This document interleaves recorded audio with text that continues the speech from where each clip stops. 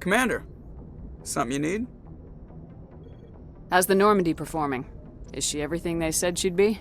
She's the best ship in the fleet, if you've got a pilot who knows how to handle her. Balance isn't what you'd expect. Takes a while to get used to that oversized drive core we got stuffed in the back, and her power can sneak up on you if you're not careful. The Normandy's probably too much ship for your average Alliance pilot, Commander. Lucky for you, I'm anything but average. I like to know my crew. Mind if I ask you a few questions? I can see where this is going. You did a background check on me, didn't you? Well, I'll tell you the same thing I told the captain. You want me as your pilot. I'm not good. I'm not even great. I am the best damn helmsman in the Alliance fleet. Top of my class in flight school, I earned that. All those commendations in my file, I earned every single one. Those weren't given to me as charity for my disease. What are you talking about? Are you sick? You mean you didn't know? Oh, crap. Okay, I've got Vrolik syndrome, brittle bone disease. The bones in my legs never develop properly. They're basically hollow, too much force and they'll shatter. Even with crutches and my leg braces, it's hard to get around. One wrong step and crack! It's very dramatic, but I've learned to manage my condition, Commander. Put the Normandy in my hands and I'll make her dance for you. Just don't ask me to get up and dance unless, you like the sound of snapping shin bones.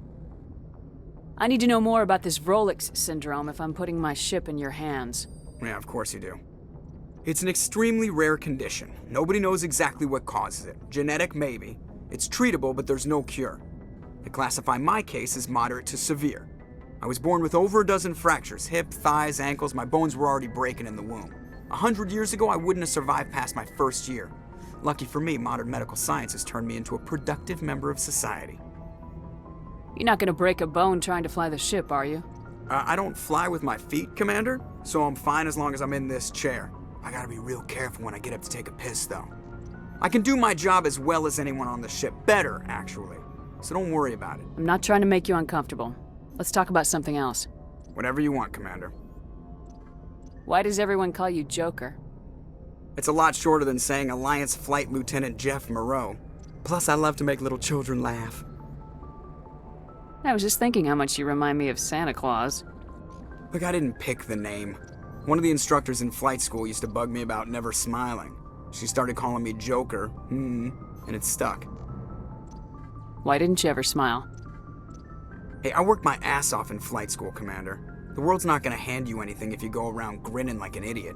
By the end of the year, I was the best pilot in the academy, even better than the instructors, and everybody knew it. They'd all got their asses kicked by the sickly kid with the creaky little legs. One guess who was smiling at graduation? How'd you end up joining the Alliance? Look, if you're looking for an inspirational tale of the crippled kid overcoming impossible odds, you're gonna be disappointed. My mother was a civilian contractor working for the Alliance. I basically grew up on the Arcturus station back when they were building up the fleets. Spend all that time around Alliance ships, there's a good chance you'll end up going to the Academy. I have to go. All right, see ya.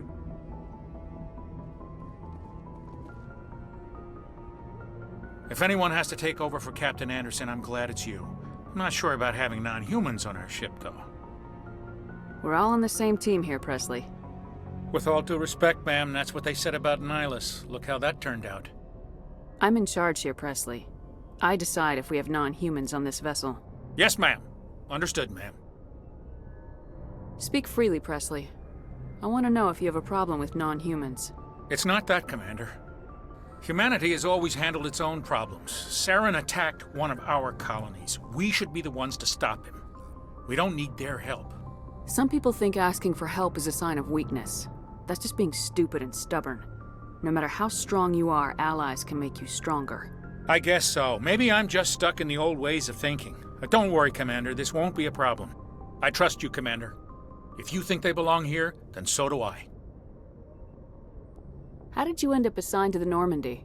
I signed up with the Alliance as a navigator right out of school, following in my grandfather's footsteps, I guess. My first posting was on the Agincourt. We were one of the first reinforcements to arrive at Elysium after the Blitz hit. Those raiders were no match for an Alliance frigate. Of course, the only reason the colony was still standing was because of you, Commander. I can't believe you held out as long as you did. How'd you end up on the Normandy? I got my officer's commission after Elysium. Must have made an impression on the right people. Captain asked for me when he was picking his crew. Carry on, Presley. Yes, ma'am. Yes, Commander? Is there something you need? How did you end up serving on an Alliance ship? I enlisted right out of med school. Earth always seemed boring to me. Too safe, too secure. I figured the colonies were teeming with exotic adventure. I wanted to travel the stars, tending the wounds of tough soldiers with piercing eyes and sensitive souls. Turns out military life isn't quite as romantic as I'd imagined. But humanity needs the Alliance if we want to keep expanding through the Traverse, and the Alliance always needs good doctors. So I stayed on to do my part. Ever think you made the wrong choice? Sometimes I think about opening a private practice back on Earth, or maybe taking a position at one of the new med centers out in the colonies. But there's something special about working on soldiers. If I left the Alliance now, I'd feel like I was abandoning them. How well do you know the Lieutenant? I'd never worked with him before this mission. But he has an impressive service record, over a dozen special commendations. Tends to keep to himself, though. Maybe because of the headaches. It's not easy being an L2. What does that have to do with it? Well, most biotics now use the L3 implants. Lieutenant Alenko was wired with the old L2 configuration. Sometimes there are complications. What kind of complications? Severe mental disabilities, insanity, crippling physical pain. There's a long list of horrific side effects. Caden's lucky. He just gets migraines. I should go. Goodbye, Commander.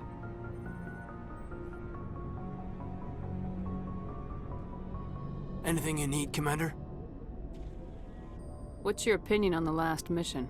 I don't see how we could have done things any better. At least not without getting to Eden Prime sooner. And we were on the scene faster than any other Alliance ship could have been. We'll talk another time, Lieutenant. Commander? Commander? What's your opinion of the last mission? Kinda wish you'd got there sooner, Commander. No offense, I appreciate the rescue. I just wish... You wish we'd been able to save the rest of your unit. Yes, ma'am. If I had been more alert, we wouldn't have been cut down by an ambush. The Geth are perfect ambushers. They don't move, they don't make noise, they don't even breathe. They have flashlight heads, ma'am. I'll make sure it doesn't happen again. Dismissed, Chief. Ma'am? Thanks for bringing me on board, Commander. I knew working with the Spectre would be better than life at C-Sec. Have you worked with the Spectre before? Well, no, but I know what they're like. Spectres make their own rules. You're free to handle things your way. At C-Sec, you're buried by rules. The damn bureaucrats are always on your back. Being a Spectre does have its advantages. Exactly my point. If I'm trying to take down a suspect, it shouldn't matter how I do it, as long as I do it. But C-Sec wants it done their way. Protocol and procedure come first. That's why I left. So you just quit because you didn't like the way they do things? There's more to it than that. It didn't start out bad, but as I rose in ranks, I got saddled with more and more red tape. C-Sec's handling of Saren was typical. I just couldn't take it anymore. I hate leaving. It's not the end of the world. You'll have tougher decisions soon enough. Yeah, I suppose you're right. Either way, I plan to make the most of this. And without C-Sec headquarters looking over my shoulder, well, maybe I can get the job done my way for a change. If getting the job done means endangering innocent people, then no. We get the job done right, not fast. Got it? I wasn't trying to... I understand, Commander. Nice ship you've got, Shepard. What can I do for you? What's your story, Rex? There's no story. Go ask the Quarian if you want stories.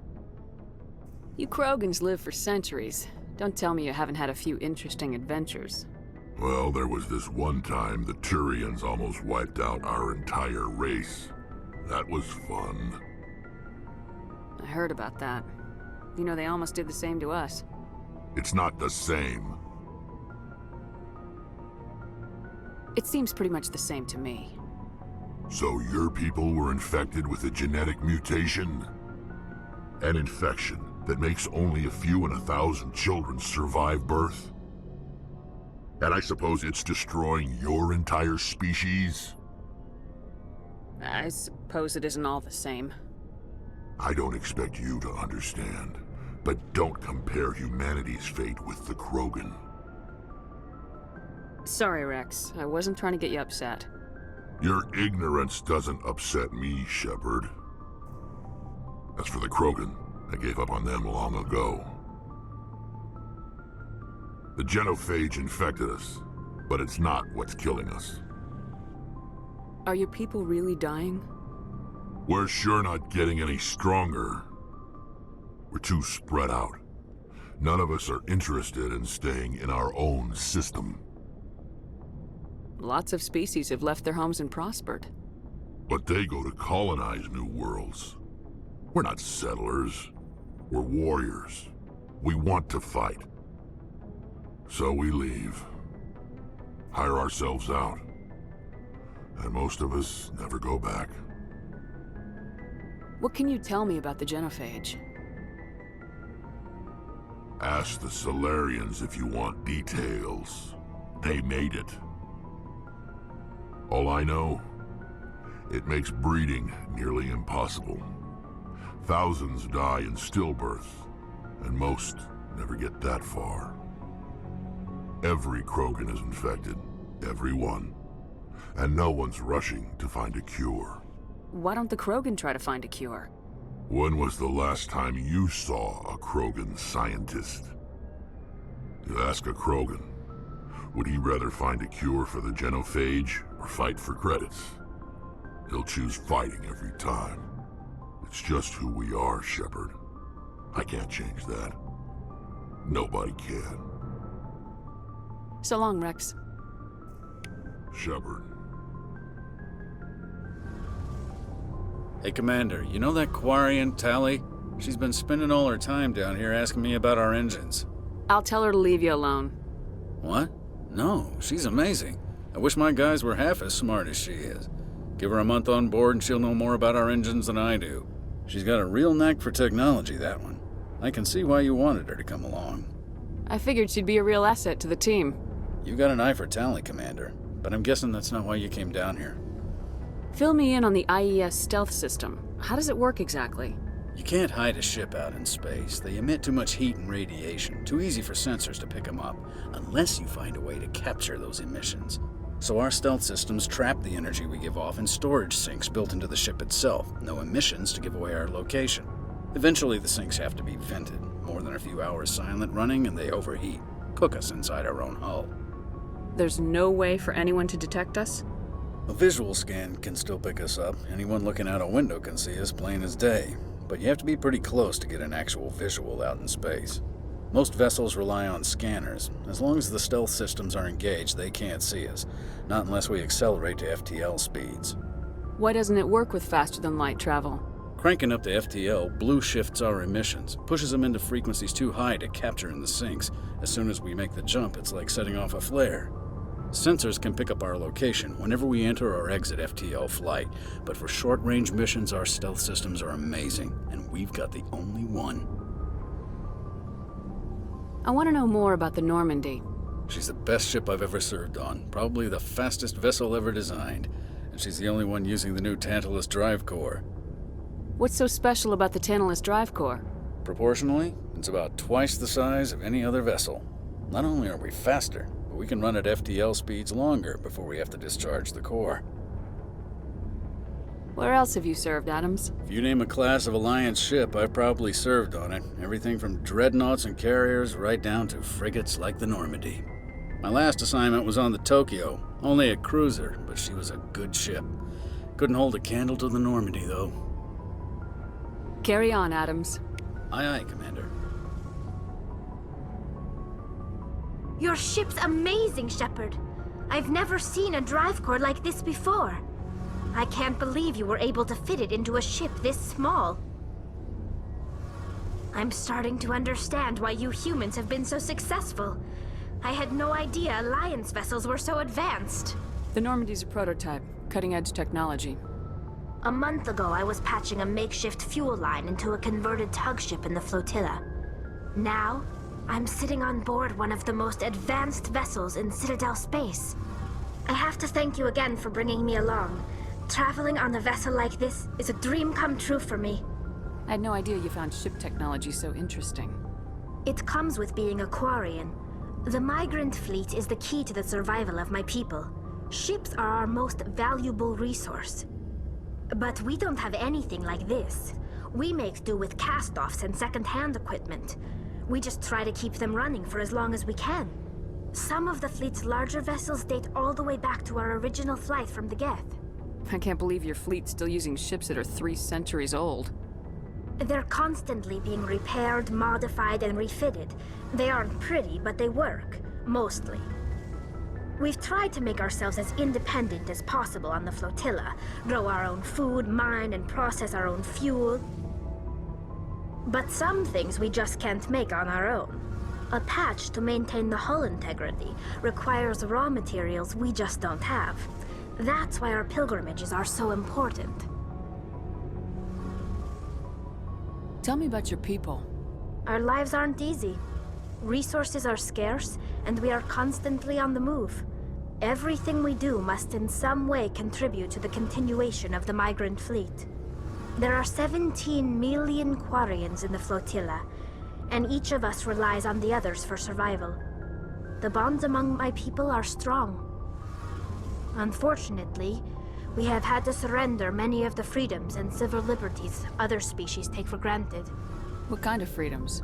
Well, it's illegal for parents to have more than one child. If our population grows too much, it would strain our resources to their breaking point. Of course, we also can't allow our numbers to become too few. If our population is in decline, the rule against single births is temporarily repealed. In extreme cases of population decline, incentives are even offered to encourage multiple births, though the Conclave hasn't had to take such measures in nearly a century. That's your government. The Conclave is our civilian branch of government. Each ship can elect a representative to serve on the Conclave and make decisions that affect the fleet as a whole. On matters that affect an individual ship, however, the captain has the final say. It's a tradition that dates back to the early days, when the fleet was governed by martial law. Fortunately, most captains nowadays are smart enough to have an elected council from their crew to give them advice and guidance. So the ultimate power rests with elected officials? In practice, the Conclave and the respective council for each ship tend to set the rules that govern our daily lives. But in theory, we are still under military jurisdiction. The 5 top-ranking military officials in the fleet serve on the Admiralty Board. These 5 have the power to overrule any decision by the Conclave in case of emergency. To do so requires unanimous agreement among the Admiralty, and they can only do this once. After that, the entire board must resign their posts. It's a safeguard that served us well. In nearly 3 centuries, the Admiralty Board has only overruled the Conclave 4 times. I want to know more about the pilgrimage. When my people reach maturity, we leave our birth ships and seek acceptance with a new crew. It's necessary to maintain genetic diversity among the fleet. But no ship wants to accept someone who will be a burden on them. So, to prove our worth, we embark on a pilgrimage. We set out alone, leaving the flotilla and our families behind us. We only return once we have found something of value we can bring back to the fleet. This is presented as a gift to the captain of the respective ship we wish to join. If the gift is accepted, we are welcomed into the crew. Can a captain choose to reject the gift? That doesn't happen often. Most captains are eager to increase the size of their crew. It increases their own standing in our society. Even when a gift is not particularly valuable, the captain usually accepts it out of a sense of tradition. However, there is a stigma to presenting a substandard gift. It's not the best way to make a good impression on a new community. Most pilgrims don't return until they find something worthwhile. I can't believe they just send you off alone. It's not like they just cast us out. Before we leave, we are given lessons in how to survive outside the flotilla, and given gifts to help us on our journey. We also receive implants to fight off sickness and disease. Generations of living in an isolated and highly controlled environment have left our immune systems weaker than most. By the time we leave the fleet, we are well equipped for the pilgrimage. This is a rite of passage for all Quarians. If it were dangerous, our numbers would suffer. Virtually every pilgrimage ends with a triumphant return and the ritual presentation of the gift to one of the fleet's captains. I want to talk about something else. Like what? I want to know more about the Geth. I doubt I can tell you anything you don't already know. It's been almost 3 centuries since they drove my people into exile. All I know is the story of their origins. What they were when we created them, and how they turned on us. Interesting. The Geth were originally created to serve as an automated manual labor force. Initially, their intelligence was as limited as any VI. Over time, we made small modifications to their programming to allow them to perform more varied and complex tasks, bringing them closer and closer to true AI status. How come the Council didn't step in and stop you? This wasn't true AI research. We may have been skirting the bounds of the law, but we never did anything that was actually illegal. The changes were so insignificant, so gradual, that we were able to control them. Or so we thought. But one thing we underestimated was the power of the neural network. 1 million Geth thinking simultaneously created an inherently unstable matrix. So the Geth share brainpower? Many of the Geth's logic systems were designed to work in concert with other nearby Geth. Basically, the more of them you have in a group, the smarter they are. What made them rebel? As we built more and more Geth, their effective intelligence became more sophisticated, more abstract. One day, a Geth began to ask its Quarian overseer questions about the nature of its existence. Am I alive? Why am I here? What is my purpose? As you can imagine, this caused a near panic among my people. What did you do? It was inevitable the newly sentient Geth would rebel against their situation. We knew they would rise up against us, so we acted first. A general order went out across all Quarian-controlled systems to permanently deactivate all Geth. The Geth responded to this order violently. Hey, you can't blame them for fighting for their survival. We had no other choice. The Geth were already on the verge of revolution. By acting quickly, we had a chance to end the war before it began. The hope was that most of the Geth would still be little more than machines, incapable of organized resistance. But they had progressed much further than anyone anticipated. The war was long and bloody. Millions upon millions of Quarians died at their hands.